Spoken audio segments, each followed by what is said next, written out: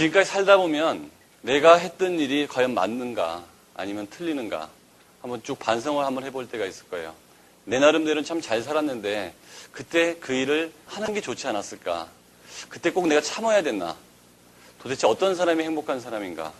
돈이 많은 사람이 행복한 사람인가? 아니면 정말 어떤 사람, 똑똑한 사람이라는 것은 돈이 많은 것도 아니고 지식이 많은 것도 아닌 것 같아요.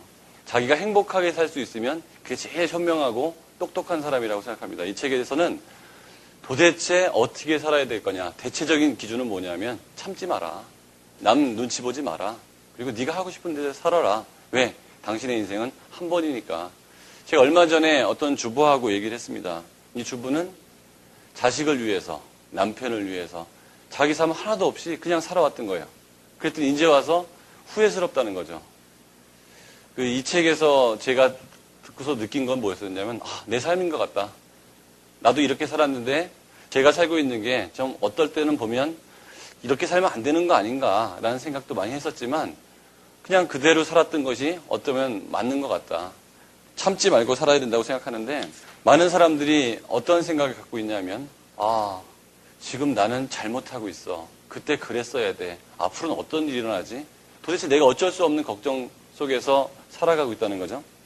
제가 봤던 TV 프로 중에서 김만득 씨라는 프로가 있었어요. 아주 오래된.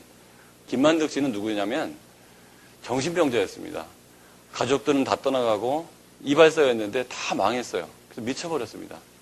정신병원에 입원했는데 정신병원에서 이 사람은 회장이었어요. 왕회장. 그래서 모든 정신병자들이 와서 아침에 보고를 합니다. 박전무 왔나? 김상무 왔나? 뭐 계열사 사장도 오고. 그러니까 이 사람은 매일 결제를 합니다. 이렇게. 의사들이 그 사람을 계속 치료를 해서 이제 병이 다 났어요. 자신이 아무것도 가진 것이 없는 이발사 김만득. 집에 가보면 너무 조그만 집에 자기를 반겨줄 사람도 없다는 거 알았습니다. 이 사람은 너무 괴로워했고 얼마 지나지 않아서 자살을 했어요. 과연 이 사람을 치료할 필요가 있었을까? 그때 저는 어린 시절에 그 의사가 마지막 한 말이 이렇게 기억이 납니다. 인생이 누려야 될 권리라고 생각하지만 어쩌면 의무인지도 모른다. 그때 간호사가 고개를 갸우뚱했어요. 저는 그때는 그 의사의 말이 맞다고 생각했습니다. 근데 지금 생각해 보니까 갸우뚱한 그 간호사의 말이 맞는지도 잘 모르겠다는 거죠. 내가 어떤 의무감 속에 살아가는 거 아닌가. 행복이라는 게 있죠. 1억을 갖고 있으면 10억을 갖고 있는 사람이 1억을 갖고 있는 사람보다 10배가 행복한가? 1000만 원을 갖고 있는 사람이 1억을 갖고 있는 사람보다 덜 행복한가? 많은 사람들이 그것 때문에 더 많은 걸 얻으려고 하고 그렇죠. 서울대학 간 사람이 전문대학 간 사람보다 행복한가? 이런 생각들을 많이들 한다는 거죠. 그런데 수학으로 이걸 증명을 해봤습니다. 어떻게 증명을 했냐면요. 행복은 내가 갖고 싶은 것을 분모로 놔두고 그 다음에 내가 갖고 있는 것을 분자로 놓는다는 거죠. 즉 내가 10억을 갖고 싶은데 10억을 갖고 있으면 1만큼 행복한 거예요. 그렇죠? 근데 10억을 갖고 싶은데 100억을 갖고 있으면 10만큼 행복해서 이 사람은 10배가 행복한 게 맞아요. 근데 사람의 욕심이라는 게 갖고 싶은 게 얼만큼이죠? 무한대라는 거예요. 그래서 이게 분모가 무한대면 1을 갖고 있든 100을 갖고 있든 1000억을 갖고 있어도 0이 되기는 마찬가지라는 거죠. 즉 행복해질 수 있는 가장 좋은 방법은 가진 걸 늘리는 게 아니고 갖고 싶은 걸 줄이는 게. 산속에 있는 어느 스님이 어쩌면 정말 많은 돈을 갖고 있는 어떤 부자보다도 더 행복할 수도 있다는 거죠. 빌 게이츠 같은 사람이 그런 것 같아요. 그 사람은 제가 봤을 때 나름대로 행복한데 그 사람이 행복한 가장 큰 이유는 갖고 있는 게 아니고요. 얼마만큼 많이 쓰고 있냐죠. 많은 사람들께서 기부하고 있느냐. 그게 행복의 기준이라고 생각을 하는데요. 이런 감정, 즉 내가 얼만큼을 더 갖고 있느냐를 늘리는 게 아니고 내 감정을 조절함으로 인해서 지금보다 훨씬 행복할 수 있다. 사람들은 화가 난다고 그래요. 근데 화가 나는 게 아니고 화가 나는 내 감정 때문에 그런 거죠. 똑같은 상황이 있는데 세 명이 느끼는 게 다 틀리다는 거예요. 뭐 이런 말도 있죠. 물속에 뜨거운 탕에 들어갔는데 아빠는 시원하다고 그러고요. 아들은 뜨거워한단 말이에요. 그리고 아빠한테 뭐라고 한마디 했다는 거죠. 세상에 믿을 사람 없다. 어떻게 나한테 이게 시원하다고 하느냐. 그러면 내 생각은 내가 통제할 수가 있죠. 내 생각은 내가 통제할 수 있는데 감정은 생각 속에서 나오는 경우가 많다는 거죠. 그러면 감정도 통제할 수가 있다는 거예요. 어떤 사람이 분노가 느끼는 거, 어떤 사람은 그냥 웃고 지나가 버린다는 거. 그 상황이 문제가 아니라는 거죠. 내 머릿속에 있는 내 생각, 제가 아무리 여러분들한테 머릿속에 분홍색 양을 생각해 보세요라고 했는데 여러분 머릿속에는 내 맘이지 하고 내가 초록색 양을 생각했어요. 저는 어쩔 방법이 없다는 거예요. 그러니까 누군가가 죽었단 말이죠, 만약에. 죽었는데 죽은 것 때문에 누가 불행한가? 하다못해 부모님이나 아주 가까운 사람이 돌아가셨어요. 그것 때문에 불행하지 않아요. 언제부터 불행하냐면 그 사실을 내가 알았을 때부터. 그죠? 그분이 돌아가셨다는 게 불행한 게 아니고요. 그걸 내가 인지했을 때부터 그거에 대한 내가 생각을 하게 된다는 거죠. 그래서 그 사람이 죽은 게 불행한 게 아니고 그거에 대한 내 생각 때문에 불행해지고 있다. 그렇다면 공포영화 보신 적 있으시죠? 전 공포영화를 너무 싫어해요. 그거 보고 있으면 밤에 막 귀신이 이러고 나와가지고 막 저기 창문에 있는 뭐 달빛도 귀신 같고 옷을 걸어놓은 옷도 귀신 같고 그래서 아주 그냥 불쾌한데 또 공포영화를 좋아하시는 분들이 분명히 있어요. 근데 그분들을 보면 너무 공포영화를 재밌게 봐요. 저는 친구들이 가자면 할 수 없이 가는데 이 1시간 반, 2시간을 어떻게 참아야 되나. 그렇다고 이러고 있을 수도 없잖아. 그때 갑자기 이제 웃습니다. 어떻게 하면 공포영화를 코미디 영화로 바꿀 수 있는지 아세요? 그 앞에 있는 스텝들을 쫙 생각하면 돼요. 야야 분장 틀렸다가 다시 와 다시. 누가 했어 화장? 옷 저거 누가 좀 빨아와라 빨어. 귀신이 옷이 이렇게 지저분하냐. 그런 생각을 하면 갑자기 공포영화가 완전 코미디가 돼버려요. 저거 전부 화장한 거구나. 또 뭐 나오겠지. 저거 만드느라고 얼마나 고생을 했을까. 자, 생각을 하나 딱 바꿔놨더니 공포영화는 공포가 아니라는 거죠. 용서도 마찬가지예요. 누구를 증오하고 용서하고 막 내가 그 사람을 미워하고 있어. 근데 내가 미워하고 있다는 걸 상대방이 알면 그나마 괜찮은데 그 사람이 모르면 괴로운 건 나만 괴로운 거예요. 상대방은 미움을 당하고 있다는 걸 몰라. 자, 그렇게 사는 것도 마음 참 편한 건데 이 책에서 나오는 얘기가 그렇게 살라는 거예요. 누가 미워하면 그런가? 그리고 넘어가 버리면 괴로운 건 내가 아니란 얘기죠. 그래서 행복을 선택해라. 행복할 수 있는 것도 네 선택이요. 불행할 수 있는 것도 네 선택이라는 거죠. 이 책에서 뭐라고 그러냐면요. 자신의 인생을 가졌거늘 도대체 무엇을 더 가지려 하는가? 자, 이 책에서는 첫 번째 뭐라고 나오냐면 자기 사랑이에요. 자기를 먼저 사랑해라. 저는 아이들한테 이제 공부 잘하는 방법을 가르치는데 어머니들이 물어봐요. 어떻게 하면 우리 아이가 공부를 잘할 수 있을까요? 그때 첫 번째로 제가 아이들한테 어머니가 꼭 심어줘야 되는 게 뭐냐면 그 아이가 소중하다는 느낌을 갖게 하세요. 그럼 어떻게 하면 소중하다는 느낌을 갖게 할 수 있습니까? 라고 또 물어봅니다. 당신이 소중하다는 걸 아세요. 어머니가 자신을 소중하게 생각해야 자식이 그걸 보고 따라서 자신을 소중하다고 생각해요. 굉장히 많은 범죄자들이요. 꼭 하는 말이 뭐냐면 나는 무시당했다고 그래요. 자신이 소중하지 않은 사람은요. 상대방한테 해를 끼쳐요. 근데 자신이 소중하다는 거 아는 사람은 타인이 소중한 걸 알아요.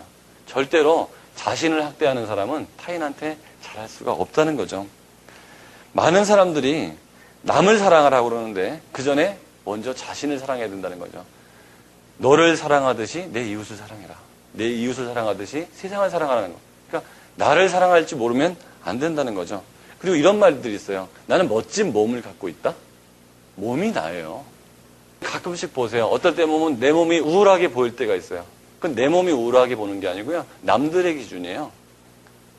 내 몸이 살이 좀 쪘든 말랐든 얼굴이 크든 작든 얼굴이 작은 사람이 멋있는 사람이고 뚱뚱하지 않고 날씬한 사람이 멋있는 사람이라고 한 거는 남들의 기준이라는 거죠. 미인의 기준이 얼마나 오랫동안 바뀌었는지 아세요? 과거의 미인의 기준은 정말 펑퍼짐하고 보기 좋은 사람들이 정말 보기 좋고 복스럽다라고 해서 축복을 받았다. 어느 순간에는 여자들이 유방이 큰 사람들은 정말 멸시받았다는 거죠. 그래서 유방을 작게 보이려고 꽁꽁 졸라맸다는 거 아니에요. 근데 요즘엔 거기다가 이상한 물건을 집어넣어서 크게 만든단 말이에요. 내 기준이 아니라는 거예요. 내 기준이. 그거 얼마나 무겁겠어요. 그렇죠? 메를 뽕띠라는 사람이 그렇게 얘기했습니다. 메를 뽕띠. 몸이 너다. 과거의 데카르트적인 사고방식을 아직도 갖고 있는 사람이 많은 것 같아요. 내 몸을 학대해야 된다. 그거 아니라는 얘기죠. 그래서 요새 웰빙이 나오는 거죠. 내 몸에 들어가는 거 좀 좋은 거 넣자. 자신을 사랑해야 된다. 그리고 사람들은 지금보다 얼마만큼 더 똑똑해질 수 있느냐. 나이 드신 분들이요. 그렇게 얘기해요. 난 나이가 먹어서 기억력이 나빠졌어. 제가 학생 20명하고요. 학생 20명에 엄마 20명을 딱 놓고 사람 이름 외우기 게임을 했어요. 초등학교 4학년, 5학년이 기억력이 제일 좋을 때거든요. 30대 후반에서 40대 어머니들은 자기는 기억력이 안 좋다고 생각해. 근데 기억력이 안 좋은 게 아니고요. 시험을 안 봐서 그래요. 엄마들도 시험 보면 다 외워요. 나이 먹어가지고 고시 패스하는 사람들, 공인중개사 다 패스하는 사람들 보면 별거 아니다. 결과는요. 애들이 졌어요. 엄마들이 자기 아들이 자기를 본다는 생각을 하고 그거를 외우는데 그 열정은 정말 보기 좋더라는 거예요. 애들은 틀리면 어떠냐. 20명 이름을 20명의 엄마가 아무도 안 틀리고 다 외우더라는 거죠. 거기에는 대학원 박사도 있었고요. 고등학교밖에 안 나오신 분도 계셨어요. 그런 거 하나 소용없다는 거죠. 내가 똑똑해지고자 했더니 그 순간 똑똑해지더라는 거예요. 자, 이런 얘기 있습니다. 초등학교 5학년 애가요. 한 상위 10% 드는 애가 초등학교 4학년 전교 1등보다 더 잘 풀어요, 문제를. 초등학교 4학년에서 아주 우수해 보이는 애도요. 초등학교 5학년 10% 애들보다 못하더라는 얘기예요. 그러니까 별거 아닌데 사람들은 그렇게 생각한다는 거죠. 많은 사람들이 이제 불평을 합니다. 그것도 불평을 하는 것도 내가 어쩔 수 없는 것에 대한 불평을 해요. 투덜투덜거리고 누구한테 내가 투덜거리는 소리를 다 해요. 누구한테 투덜거리냐면 내 얘기 그냥 들어주는 사람한테. 근데 그 사람은 내가 투덜거리는 걸 어떻게 도와줄 수 있는 방법이 한 개도 없어요. 나만 힘들고 나만. 그쵸? 내가 누구한테인가 오늘 내가 안 좋았던 얘기들을 계속 했다 진짜. 근데 정말 누가 저 진심으로 내 손을 꼭 잡고 거기에 관심을 가져줬을까? 자식이 부모 아주 친한 친구 몇 빼놓고는 그냥 쟤는 불평이 참 많은 애구나 라고 하고 다음에 걔한테 전화 오면 바빠집니다. 갑자기. 불평 많은 사람, 우리가 만나기 싫은 사람 누구야? 돈 빌려달라는 사람, 그렇죠? 불평 많은 사람 정말 만나기 싫잖아. 제가 제 친구, 정말 저를 너무 좋아하는 제 친구가 있었어요. 근데 저는 그 친구가 오면 너무 불편해요. 얘는 남자인데도 하여튼 저한테 오면은 밤새 있고 싶어요, 항상. 밤새. 그래서 정말 자기 일도 없는 것처럼 자주 와서 내가 술 살 테니까 오늘은 뭐 할래? 내가 오늘 밥 살까? 우리 야구 보러 갈까? 영화 보러 갈까? 너무 나중에 내일이 불편할 정도로, 그렇다고 걔가 남자를 좋아하는 애는 아니었는데 너무 불편할 정도로 찾아오는 거예요. 그래서 어떻게 하면 제가 가슴 안 아프게 나한테 안 오게 할 수 있을까 할 때 내가 그랬습니다. 야, 한 5천만 원만 빌려줄래? 그 다음부터 전화 절대 안 오더라. 전화가 안 오더라. 그렇죠? 두 번째는 뭐라고 그러냐면 다른 사람의 눈치를 보지 말라는 거예요. 눈치 보지 말고 살아. 많은 사람들이 이런 표현합니다. 남들이 뭐라고 그럴까 겁난다. 남들이 뭐라고 그럴까 겁난다. 야구에서 야구를 하는데 9회 말 투아웃에 투스트라이크 3볼이야. 내가 이제 공을 딱 던져야 돼. 야, 던진다. 딱 던지려고 하는데 관중석에서 직구 그러는 거예요. 나는 이제 우리가 이기고 있어. 한 2점 정도. 근데 감독이 가부. 요번에는 볼로 보내. 한 명 들어와도 이겨. 강타자니까. 포수도 가부. 했어요. 근데 관중석에서 직구 그래. 에이, 직구다. 던졌는데 홈런을 딱 맞은 거예요. 그래서 감독 뛰어와. 그 다음에 포수 뛰어와. 너 왜 그랬어? 저 사람들이 직구 던지랬는데 그 남들은 가면서 뭐라고 하냐. 볼을 던져야 됐었나. 이러고 가는 거예요, 그 사람들은. 그리고 저녁 때 맛있게 먹어요. 밥도 맛있게 먹고 죄책감 하나도 없어요. 근데 이 투수는 계속 죄책감을 느낄 수밖에 없었죠. 왜? 남의 소리 듣고 자기 인생을 결정해버린 거란 말이에요. 남의 인생 속에서 자기 삶이 결정되는 게 아닌데도 그렇다고 해서 남이 인정해주는 게 나쁜 건 아니죠. 기분 좋잖아요. 근데 중요한 거는 남이 인정해주는 게 기분 좋은 정도여야지 그것 때문에 삶을 살아서는 안 된다는 거예요. 필수 불가결한 조건이 돼가지고는 도대체 자기 자신을 찾을 수 없다는 거죠. 이렇게 막 살게 되면 사람들이 뭐라 그러냐면 쟤는 막 사는 애야. 자기밖에 뭘로 할지 모르겠지만 나 스스로는 훨씬 편하다는 거죠. 단 남한테 피해는 주지 않은 범위 내에서. 그렇죠? 우리 어릴 때 한번 생각해 볼까요? 이런 시나리오 한번 볼게요. 엄마, 나 뭐 입을까?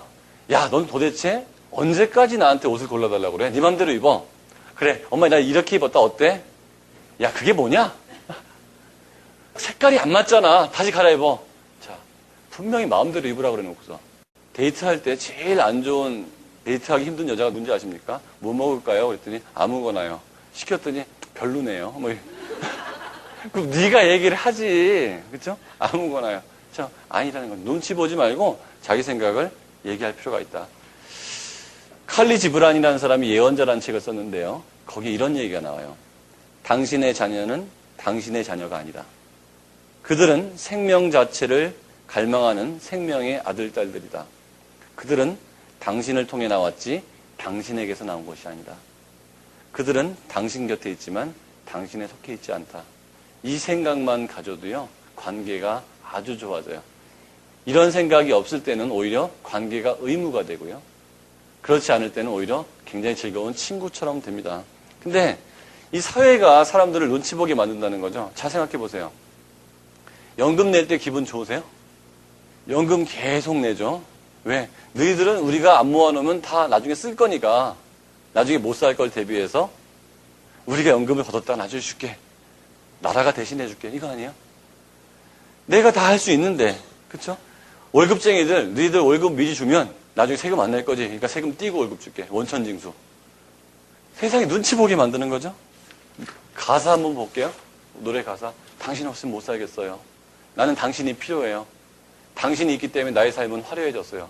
그럼 당신이 없어지면 나는 아무것도 아니라는 얘기죠. 이런 표현은 어떨까요? 당신이 있어서 너무 행복하지만 없어도 살만해. 그때 둘이 오래 가는 거예요. 당신이 있어서 나는 너무 더 풍요로워졌지만 당신이 없어도 난 끄떡없이 살 수 있어. 이런 관계가 의존하지 않기 때문에 의심도 하지 않고 서로에게 도움을 주는 관계인데 당신이 없으면 못 살겠어요. 계속 어릴 때부터. 그렇죠? 향수 안 발라도 되는데 이렇게 나가면 뭐라 할 것 같은 게 향수도 발라야 되고, 물론 자기가 좋아서 바르는 경우도 있겠지만, 그리고 많은 사람들이 모두에게 인정받고 싶어 하죠. 근데 정말 어떤 사람이 모두에게 인정받았을까요? 절반만 인정해줘도요, 굉장히 많이 인정받은 거예요. 어떤 가다가 나에 대해서 안 좋게 얘기하는 사람이 있으면, 아, 나머지 절반 중에 한 명을 만났구나. 그죠? 나도 마찬가지죠. 상대방이 나하고 다른 생각하면 내 생각하고 다른 사람이구나. 남의 눈치를 보는 사람들은 어떤 식으로 나오냐면요. 나는 어떤 당이 좋아. 그 사람 거기 독재 아니야? 아, 그래? 나도 안 좋아. 이렇게 얘기하는 사람들. 네가 뭐라고 그러? 넌 그러니 나는 이래. 상관없다는 거죠. 그 다음에 모르는 거에서 아는 척하는 사람. 사실 제가 옛날에 이런 적이 있었어요. 음식점을 갔는데 웬 포크하고 그 다음에 접시 이런 게 이렇게 많아요. 쫙 있어요, 이렇게. 그때 무슨 호텔에 음식점이었는데 정말 여자한테 잘 보이려고 대학교 때 그 당시 한 7만 원을 내고 2인분 14만 원. 서울대 등록금이 얼마였냐면 그때 한 40만 원 할 때였어요. 그러니까 얼마나 비싼 거야. 둘이 딱 먹는데 이거 어떻게 먹어야 되는 거야. 해본 적 있어야지. 거기까지 좋았어요. 와서 와인 한 잔 드시겠습니까? 딱 그러는 거예요. 너무 고맙잖아요. 네. 네. 물어봤으면 돼요. 돈 내는 거예요? 안 내는 거예요? 물어봤어야 되는데 안 물어보고 와인 한 잔 드시겠습니까? 네, 했습니다. 두 잔을 딱 달았죠. 나는 이제 세금 포함해서 15만 원 얼마를 내야겠구나 생각했는데 28만 원이 나온 거예요. 와인 한 잔에 이게 몇만 원을 했던 거예요. 그거 내가 알았으면 먹었겠냐고. 자, 물어보면 돼요. 모르는 거 물어보는 건 바보가 아니에요. 바보는 모르는데도 아는 척하는 게 바보예요. 그렇죠? 이런 얘기가 있어요.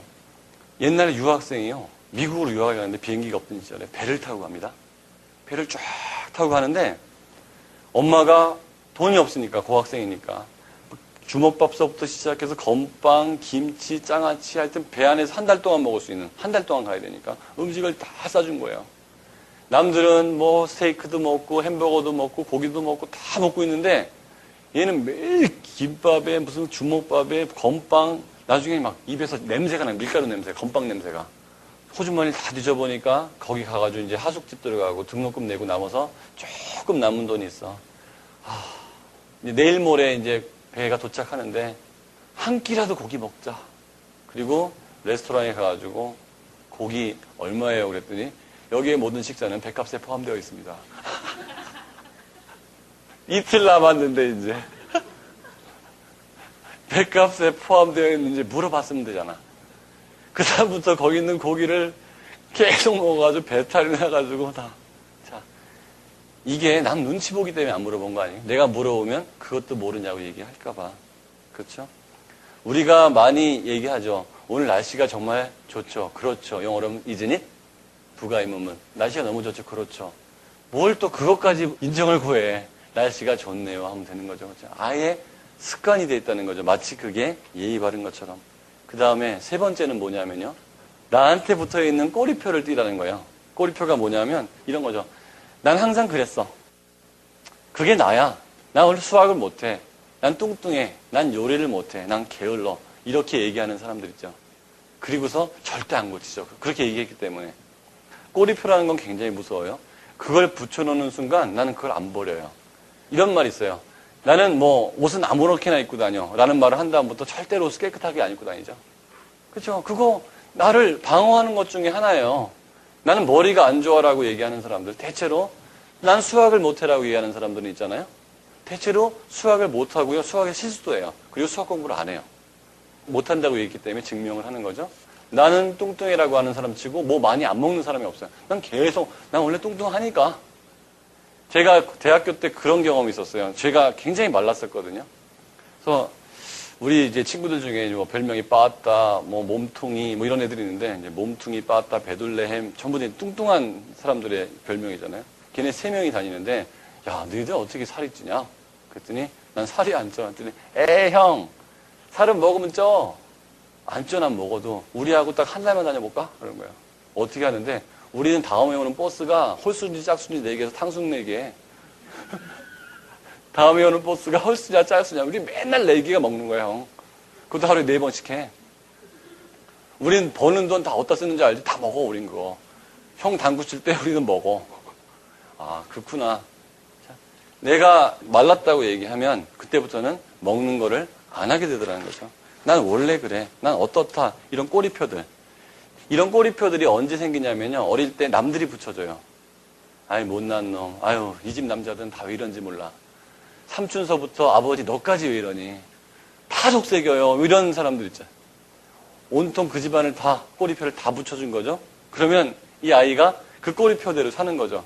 이런 얘기죠. 우리 집안은 성질이 급해서. 우리 집안은 다 성질이 급하다고 아버지도 그러고 엄마도 그러고 애도 어디 가면요. 우리 집안은 성질이 급하다고 그래. 그리고 마치 그게 너무 자연스러운 거고 원래 타고난 거니까 나를 좀 건들지 말고 내가 성질이 급해도 이해해달라. 근데 그걸 누가 이렇게 이해해 주겠냐는 거죠. 두 번째는 자기가 이제 만들어가는 꼬리표죠. 뭐 하기 싫으면 예를 들어 이런 거죠. 아, 난 기계를 못 다루겠어. 전자제품을 잘 못 다루겠어. 나는 망치질을 못 하겠어. 라고 하고 전부 남 시키는 사람 있죠. 근데 그 사람 혼자 있으면 다 해요, 그거. 설거지를 못 하겠어. 뭘 밥을 못 하겠어. 한 두 끼만 굶겨봐. 책을 펴서라도 밥을 하지, 그쵸? 그러니까 하나의 핑계거리들이라는 거죠. 근데 그 꼬리표. 이런 꼬리표 10가지를 이 책에서 쭉 내세웠는데 그게 어떤 거냐면 나는 수학, 영어 이런 걸 못해. 이런 꼬리표. 두 번째는 나는 요리, 스포츠, 뜨개질, 그림, 연기 이런 기술이 없어서 못해. 꼬리표라는 거죠. 나는 내성적이야. 나는 성미가 까다로워. 신경질적이고 겁이 많아. 이런 성격에 대한 꼬리표. 그 다음에 나는 운동신경이 없고 몸이 둔해. 이것도 꼬리표라는 거죠. 하면 거의 다 되더라는 거예요. 그 다음에 나는 매력이 없고 못생겼고 덩치가 크고 평범해. 키가 커, 키가 작아. 난 정리를 안 하는 편이야. 지나치게 깔끔을 떨어. 난 777 못해. 한 번은 말이죠.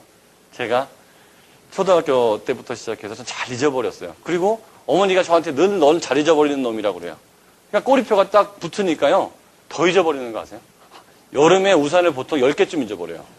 근데 한 번은 그래서 도저히 안 되겠다. 비닐 우산을 샀습니다. 그걸 장말 난 거 아세요? 잊어버려도 된다고 생각하니까 생각나는 거 아십니까? 이 우산은 잊어버려도 된다고 생각하니까 그거 갖고 장말을 놨다니까요. 근데 나는 잊어버리는 놈이니까 주의해야지 하는데 더 잊어버리더라는 거예요. 우산을. 참 묘한 거죠. 그 꼬리표라는 게. 자, 나는 건망증이 있고 부주의해. 그 중에 제일 큰 꼬리표가 뭔지 아십니까? 전 이거에 대해서는 이거 하나 주제 갖고 강연을 한 적도 있었어요. 난 늙었어. 난 중년이야. 이게 무슨 뜻인지 아세요? 난 더 이상 새로운 걸 절대 안 하겠어. 늦었다고 내가 얘기를 하니까. 자, 볼게요. 연세가 어떻게 되세요? 40. 40이면 제조 연연일로부터 40년 된 건가요? 제조 연연일로부터 40. 뒤에 좀 젊어 보이는데 어떻게 되세요? 네. 34. 제조 연연일로부터 34년 된 거죠. 자, 모든 음식이나 어떤 제품들은 폐기 기간이 있어요. 폐기. 언제까지? 제조연료로부터 50년 있으면 폐기. 그러면 34년 된 거는 16년 남은 거고요. 폐기 기간까지. 40년은 10년 남은 거예요. 근데 사람은 폐기 기간이 있어요? 없어요? 없어요. 30에 죽을 수도 있고 100살까지 사는 사람도 있어. 자, 내 나이가 얼마나 과거지향적인 건지 아세요?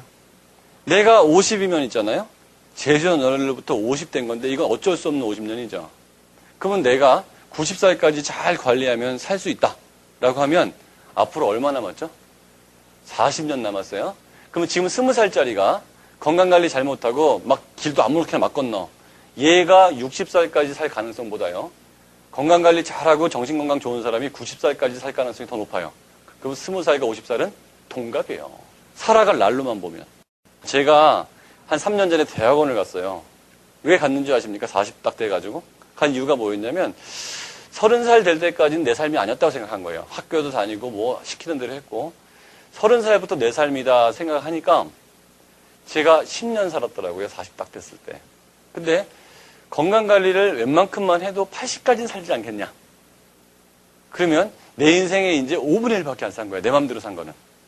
그럼 나머지 40년은 내가 정말 하고 싶은 걸 하고 살아야 되는데 그 중에 하나가 남들 앞에서 강의하는 거였어요. 이렇게. 그리고 커뮤니케이션을 연구하고 그래서 저는 경제학하고 법학을 전공했는데 직업도 교육으로 바꿨고 내가 하고 싶은 게 그게 아니었으니까. 그리고 대학원을 새로 들어갔다. 그러면 내가 나이가 50인데 나는 그림을 그리고 싶었어. 지금 미대를 들어가도 돼요. 더 심한 얘기 해볼까요? 초등학교부터 다시 다녀도 옆에 있는 애들만 괜찮다면 교육기간 10몇 년밖에 더 되겠냐 이거죠. 초등학교 6년, 중학교, 중고등학교 6년, 대학교 4년 해봐야 10몇 년밖에 안 돼. 그래도 몇십 년이 남아. 우리가 초등학교, 중학교, 고등학교를 나왔다면 난 나이 한 50에 전공을 한번 바꿔보는 것도 어떻겠느냐. 꼭 대학에서 교양 과목 영어 공부하기 싫다면 그거에 관련된 학원을 다니는 것도 괜찮겠다. 미술학원을 지금부터 다녀서 지금부터 음악학원을 다녀서 피아노를 새로 배워서 옛날에 피아노 치고 싶었는데 이러이러해서 못했다면 지금부터 3년만 연습하면 피아노를 칠 수 있다는 거죠. 제가 어느 피아노 선생님한테 물어봤어요. 나이 40에 얼만큼 하면 내가 굉장히 즐길 정도로 피아노를 칠 수 있겠냐? 2년만 하면 된대요. 2년만 지금부터 배우시면 당신이 즐길 정도까지는 할 수 있다 이거예요. 다른 사람들도 괴롭지 않다는 거죠. 내가 철학을 하고 싶다. 지금부터 철학을 하는 거죠. 독서를 할 때요. 이렇게 얘기하는 사람들이 있어요. 3년 단위로 바꿔라. 주제를. 지금부터 3년 동안은 역사책만 보는 거예요. 역사학과 나온 사람만큼의 지식이 생긴답니다. 그 다음부터 3년 동안은 뭐 의학이나 건강 같은 거죠. 그럼 보건학과 나온 만큼 돼요. 지금부터 3년 동안은 영문학만 보는 거예요.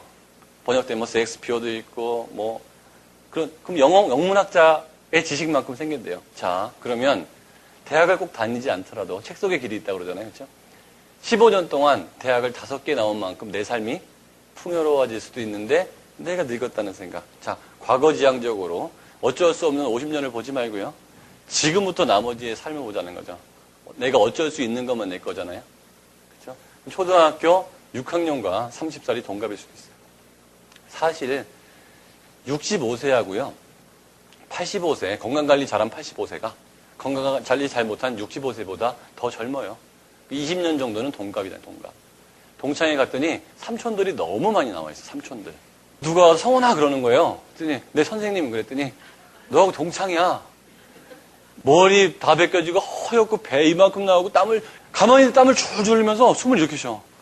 야, 네가 삼촌이지 어떻게 동창이냐. 한 30대에 동창회 할 때만 해도 전부 동창 같았는데 40대에 동창회 하니까 삼촌들이 와 있고 그럼 50대에 동창회 하면 그건 작은아버지가 와 있을 거야 분명히. 오케이. 그러니까 나이가 먹어서 좋지 않다. 그럼 꼬리키워 붙이는 게 어떤 부작용이 생기나 볼게요. 자, 첫 번째 내성적이다.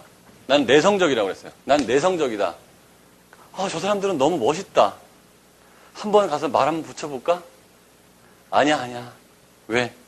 나는 내성적이니까. 영업사원들이요. 처음에 이제 보험 영업을 하는 사람들이 어떻게 하냐면요. 보험을 갖고서 이제 팔러 가요. 그래서 똑똑 두들깁니다. A라는 집을 딱 가요. 친구를 찾아갔죠. 야, 보험이 너한테 굉장히 좋은 거거든. 이 친구가 그래요. 야, 나 먹고 살 돈도 없어, 임마. 한 달 쓰고 나면 빚이 많은데 언제 보험을 드니? 미안해, 친구야, 가. 알았어. 그래도 보험 안 들면 너 큰일 생기면 골치 아프대. 가. 알았어. 상상 속으로. 그리고 이런 나쁜 놈, 그리고 안 가는 거야. 너 나중에 다쳤을 때 얼마나 고생하는지 봐라. 그 사람한테 간 게 아니고요. 머릿속으로 상상한 거예요. 그리고 그 집을 안 갑니다. 또 하나는, 그래, 부잣집을 가야지. 또 가요. 야, 친구야, 너 보험이라는 게 이렇게 중요한 거고, 이렇게 해야 돼. 나 돈 많어. 건물이 세 채이기 때문에 거기서 한 달에 나오는 돈이 5천만 원씩 나와. 내가 죽어도 우리 가족 먹고 사는데 아무 지장 없다. 친구야, 다음부터 어려운 사람한테 가. 알았다, 임마. 이것도 상상 속으로. 머릿속에 계속 15명을 만나는데 15명을 머릿속에서 거절받아요. 이건 어디서 똑같이 나오냐면은 기독교를 믿는 사람들, 전도하는 사람들. 뭐라 했으면 가세요. 이 소리 듣는 거죠. 나는 불교 집안인데 머릿속으로 배를 못 눌러. 친구한테 얘기를 못 하는 거야. 왜? 뭐라고 할까 봐. 근데 얘기해서 뭐라고 하면 그런가 보다 하고 넘어가면 되는 거예요. 참 묘한 거죠. 그냥 try. 그 사람이 뭐라고 그러든 한번 try 했을 때 어쩌면 이 사람은 준비가 다 되어 있을 수도 있어요. 정말 예쁜 여자가 있어요. 정말 멋있는 남자가 있었어요. 정말 멋있는 남자. 지하철에 그 남자가 딱 탔습니다. 이 여자가 봤을 때 세상에 저렇게 생긴 사람이 진짜 있구나.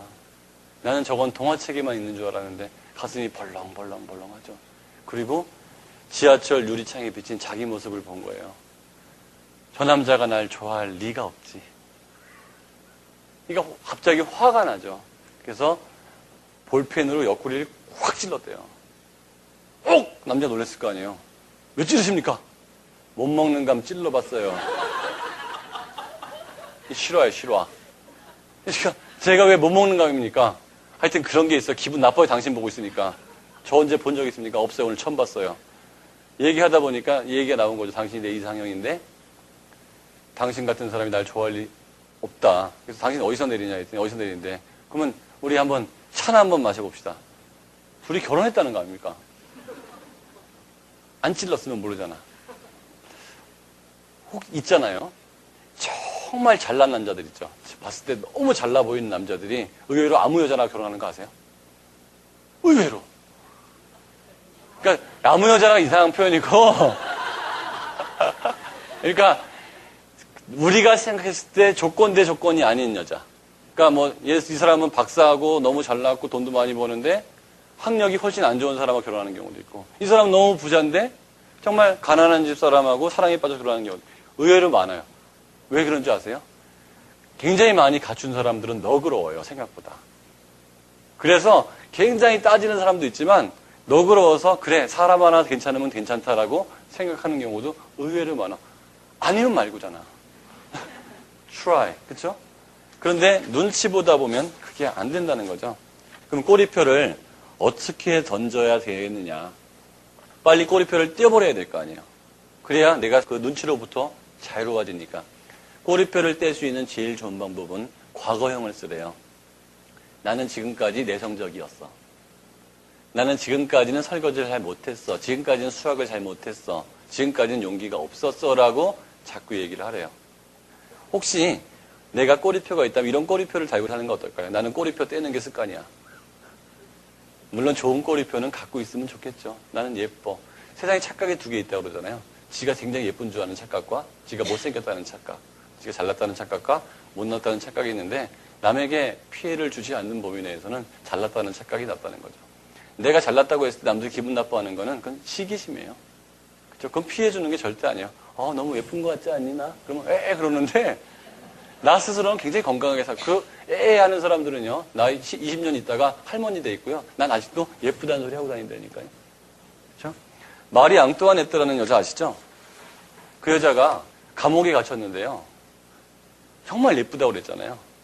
어떻게 죽였는지 아세요? 단두대에 들어가기 전에 자기 친한 사람의 머리를 매일 하나씩 집어넣었대요. 잘라서. 조금 있으면 너도 이렇게 될 거다 하고. 그러니까 한 달이 지나서 피부는 노인의 피부가 됐고 머리는 백발이 됐다는 거예요. 스트레스 때문에. 그러니까 나한테 내가 스트레스를 받지 말자. 왜? 만수무강해야 되니까.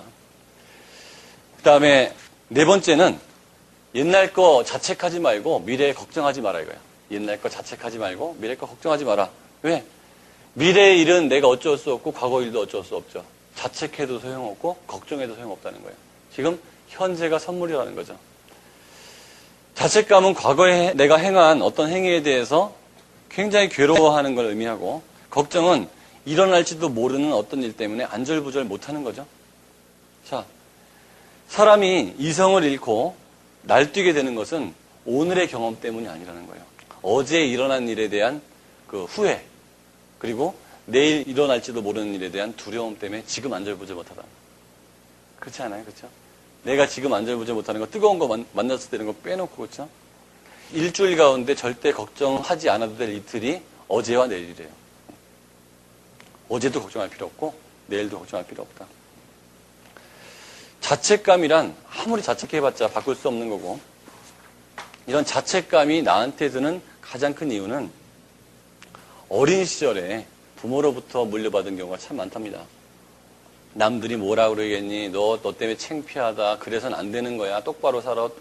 그걸 못했을 때 이 사람들은 이래서는 안 되는데, 이래서는 안 되는데, 내 인생 모두가 이래서는 안 되는데, 공부해야 되는 데가 아니고요. 놀면 안 되는데, 어저께 놀았어. 잘못했어. 그거 아니라는 얘기죠.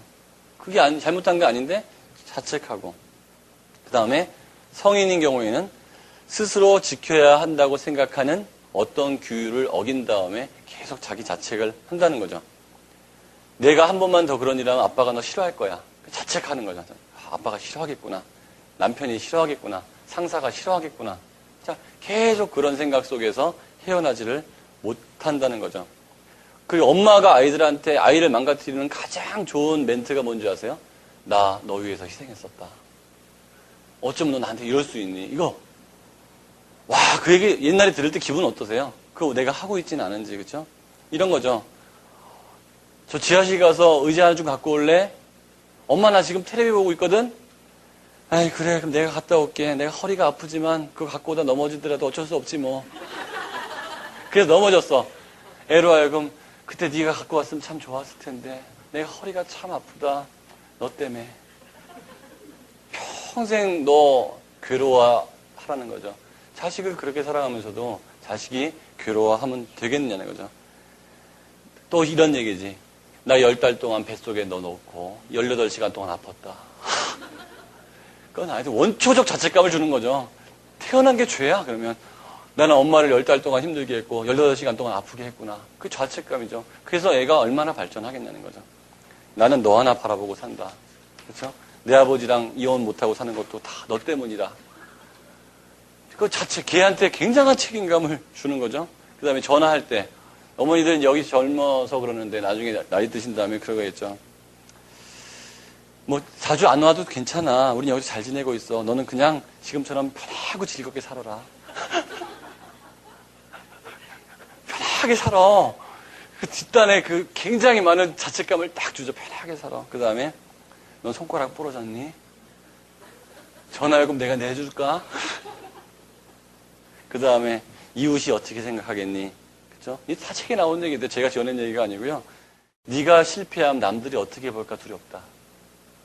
실패해서 걔가 괴로운 게 아니고요. 남들이 어떻게 볼까 두렵다. 애한테, 너한테 책임감 굉장히 주는 거죠. 너 때문에 혈압이 올라서 입원했다. 너 때문에 못 살겠다. 너 때문에 신년 감수했다. 전부 자책감.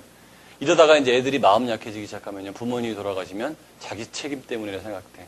어머니가 나 때문에 암이 걸리셨나 보다. 얘가 인생이 좋냐 이거야. 자책감을 계속 부모가 심어주는 거죠. 그 다음에 넌 감사합니다라고 말하지 않았어. 내 친구들이 어떻게. 그래서 제일 싫어하는 게 뭔지 아세요? 애들이? 엄마 친구 아들이 제일 밉대요. 본 적도 없는 그놈 때문에. 내 친구 아들 중에 누구 있는데 걔 이번에 어느 대학 갔는데 돈을 얼마 벌어가지고 엄마한테 뭘 해줬대더라. 와이프들이 제일 싫어하는 사람 알죠? 내 친구 와이프. 내 친구 와이프는 아침 6시 일어나서 요리를 해놓고 뭐 하는데 화도 안 내고 처갓집에서 요번에 3억 갖고 와가지고 뭐 했대더라. 남자들이 제일 싫어하는 거는 내 친구 남편이겠죠? 요번에 내 친구 남편은 승진했대는데, 내 친구 남편 사업 잘 돼가지고 이번에 차 바꿔줬대는데, 내 친구 남편 뭐 했대는데, 내 친구 남편, 내 친구 아들, 내 남편 친구, 내 친구 남편, 본 적도 없는 놈한테 살인의 충동까지 생긴다니까 누구야 이러면서 데려와봐. 근데 보면 그 중에 하나 잘한 거를 다 한 것처럼 얘기하잖아. 막상 만나보면 진짜 별 볼 일 없잖아. 네가 걔였어? 내가 봤다니까요. 이 사람이 엄마 친구 아들이야? 나보다 나은 거 한 개도 없네. 그거 하나 잘하는 거야, 하나. 아침에 이불 개는 거. 자식, 딴 거 다 못하는데 이불은 잘 개? 난 그거만 못해. 그거를 비교하면, 그 집 아들이 고생했을 거 생각하면, 내 얘기하면서 얼마나 고생시켰을 거야. 걔는 어쨌는데, 걔는 어쨌는데. 아니다는 거죠. 자책감 들게 하지 마라.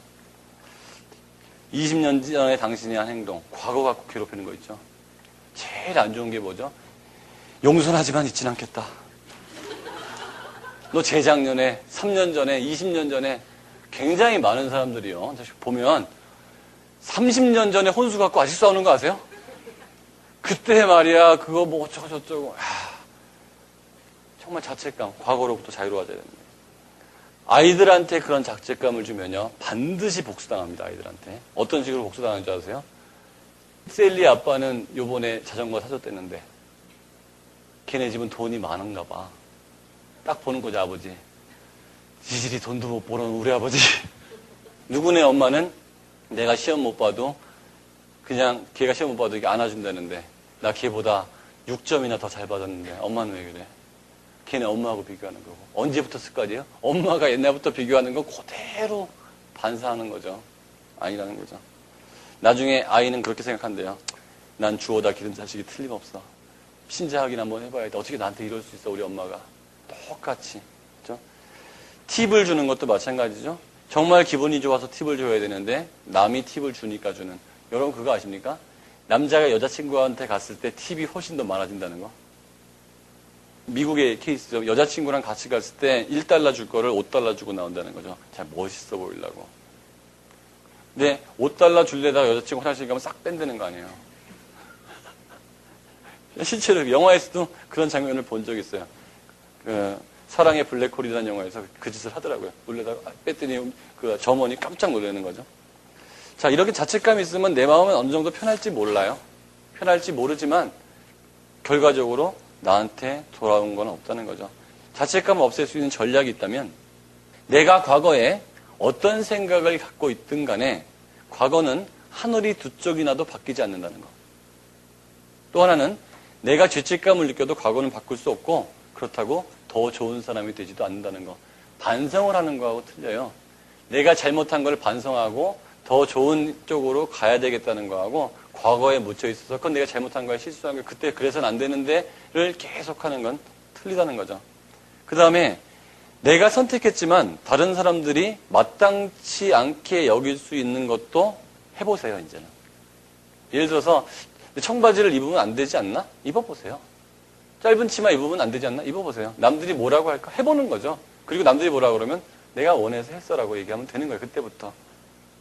자, 걱정도 마찬가지죠. 누군가에 관심이 있다면 걱정을 해줘야 된다고 생각하는데 대부분의 걱정은 말이죠. 어떻게 손쓸 돌이 없는 거에 관한 거라는 거죠. 어쩔 수 없는 거. 도대체 어쩔 수 없는 거. 제가 아주 어릴 때 어떤 걱정까지 했는지 아십니까? 태양이 한 100만 년 후에 없어진다는 거예요. 그럼 100만 년 후에 사람들은 어떻게 하나 걱정하는 거예요. 큰일 났다. 100만 년 후에는 어떻게 될까? 어린 나이에 얼마나 불안하든지 100만 년이라는 게 얼마나 긴 시간인지 그때는 몰랐다는 거예요. 병이 걸릴 가능성에 대해서 걱정하는 것은 자유지만 걱정한다고 해서 나한테 편안한 마음이 오는 건 절대로 아니다. 그렇죠? 우리가 보통 어떤 거 걱정해? 자녀, 건강, 죽음, 직장 여러 가지 걱정하는데 미래를 대비하는 것과 막연한 걱정은 전혀 다른 얘기라는 거죠. 걱정을 했을 때 이런 혜택은 와요. 걱정 때문에 아무 일도 현재 하지 않고 있을 수는 있어요. 그래서 아무 일도 하지 않고 있기 때문에 일을 하지 않고 있는 거에 대한 합리화는 돼요. 그렇다고 해서 되는 건 아무것도 없다는 거죠. 걱정을 하고 있으면 저 사람이 배려를 많이 해주는 거라고 생각하는데 실제로 도움 주는 건 하나도 없다는 거죠. 가난한 사람을 걱정해요. 스누피 얘기가 굉장히 유명한 거죠. 만화예요. 스누피가 막 추위에 달달달달 떨고 있어요. 아파트에서 전부 스누피를 내려보는 거예요. 춥겠다. 춥겠다. 모든 사람이 춥겠다. 스누피가 바라는 건요. 지금 약간 먹을 음식과 따뜻한 계집이에요. 근데 모두가 춥겠다 그러고 있잖아요. 누구 하나 가서 필요로 하는 건 그렇죠? 가난한 사람들한테 많은 사람들이 그러죠. 어쩌면 좋아, 어쩌면 좋아. 그 사람한테 필요한 건 어쩌면 좋아가 아니고요. 단돈 1,000원의 라면값이에요. 걱정해 주지 말고 도와주라는 거죠, 차라리. 5번째, 미지의 세계를 즐겨라. 불안한 자만이 안정을 갈구한다고 그래요. 불안한 자만이. 사실 새롭다는 거 얼마나 좋아요? 해외여행을 갈 때 우리가 제일 좋은 게 뭐죠? 안 보던 거 보러 가는 거죠. 안 보던 거 보러 가는 거예요. 파리에 사는 사람이 파리 여행이 그렇게 재밌겠습니까? 어제 본 파리, 오늘도 본 파리죠. 그렇죠? 그 미지의 세계는 즐거운데 우리가 지금 시도하고 있느냐? 아까 나이에 대한 얘기도 했지만 나이 때문에 시도 못할 것도 없고 한번 시도해보라는 거죠. 어떤 교수가 30년 동안이나 난 강의를 했어요. 그랬더니 학생이 그렇게 물어봤다는 거죠. 30번 재탕한 건 아니고요. 당신 30번 재탕한 거 아니냐는 거야. 30번 재탕. 그런 사람은 30년을 살았더라도 하나도 발전이 없는 거죠. 가진 게 나이밖에 없는 사람이 얼마나 불쌍한 사람인 줄 아십니까? 운전할 때 딱 부딪혀가지고 너 몇 살이야? 이거 물어보는 사람 있죠. 몇 살이 뭐가 중요한데 나이순이 아니잖아. 나이순이. 가진 게 나이밖에 없는 그런 사람들은 집에 있으라는 집에. 그러니까 어제의 재탕이 아니어야 된다. 자, 항상 새로운 생각, 선입관을 버려라. 내가 어떤 시도, 안 먹어본 것도 먹어보고, 안 가본 것도 가보고, 안 해본 직업도 해보고. 제가 고등학교 졸업할 때 말이에요. 좀 글을 썼더니 선생님이 저보고 국문과에 가래요. 근데 저는 그렇게 생각했어요. 점수가 내가 너무 잘 나왔어. 그래서 상과대학을 갔어요. 상과대학을 갔더니 법이 하고 싶더라고요. 그래서 또 법과대학을 갔어요. 그럼 법과대학을 간 다음에 사람들이 판검사가 되래. 근데 전 취직을 했어요. 취직을 해서 회사 생활을 계속 하다 보니까 이 회사의 상무, 부장, 전무 이렇게 올라가야 될 것 같은데 한 7년 정도 하고니까 좀 더 내 걸 하고 싶어서 조그만 작은 회사, 컨설팅 회사에 들어갔어. 거기서 사장을 하다가 이 금융 쪽으로 계속 제가 전공이 그쪽이니까 그쪽만 계속 하고 컨설팅을 하다가 어느 순간에 직업을 바꿔보자 생각이 드는 거죠. 그리고서 가르치자 하고 지금이 된 거예요. 그리고 책을 썼습니다. 다시 봤더니 처음에 국문과를 가라고 해서 책을 쓰라고 그랬잖아요. 책을 썼죠. 내가 이렇게 저렇게 바꿔봤지만 있잖아요. 다 할만해요. 자기 속에 갇혀있는 그것이 다가 아니더라는 거죠. 아이들한테도 어른들도 마찬가지지만 켄터키 치킨 있잖아요. 그분이 처음에 그 켄터키 치킨을 시작했을 때 호주머니에 돈 100만 원이 없었다고 그러죠. 나이는 60살이 넘었다고 그러죠.